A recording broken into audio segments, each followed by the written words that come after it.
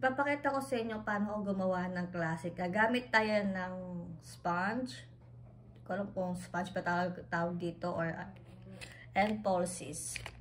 And yung gagamitin natin is Nagaraku na 0.10 ang thickness at syempre 2 twister para sa isolation and Lady Block na ating glue. So ayun. First, ito, kuha tayo ng isa. Itong pulses na to, galing to dun sa Jenny Lush na palagi kong ino-orderan. Minsan kasi meron silang libreng mga ganito. Medyo mahirap siya idikit. First time ko itong gagawin.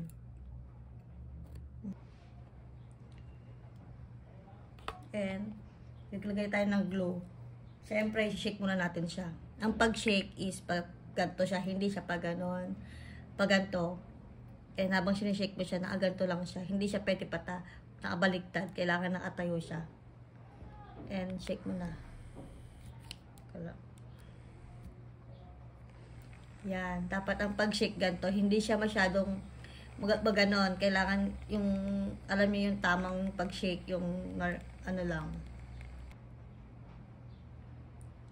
At syempre, pupunasan natin yung kanyang nozzle. Gamit ang ating ito, galing pa to sa galing pa to kay Madam Claude's sa Beauty by Claude's. Tagal niya to sa akin. 15. Yan. Isolate lang natin siya. Sabi nga niya, di ba, ilang oras kayo? Sabi ko, saglit lang, hindi oras. Bro, ako mo sabihin, dito kayo magpapanin? Oo. Ay, si Miss Joanna. Miss Joanna. Hello po. Shade or eyelash? Nails po muna, ma'am. Nails muna? Inaano pa yan? Ano ba ma'am pwede sa...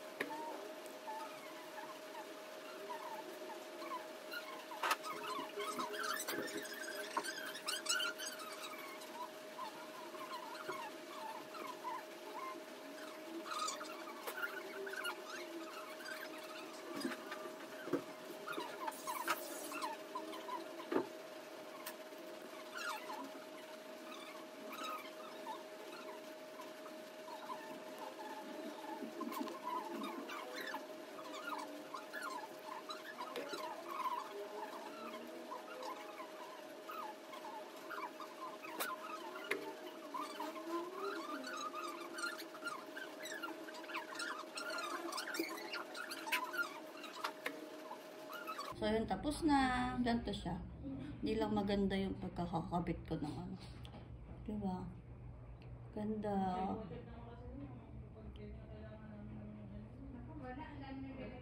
Kita ba? So, ganun lang ang paggawa ng classic. Kailangan lahat lalagyan mo.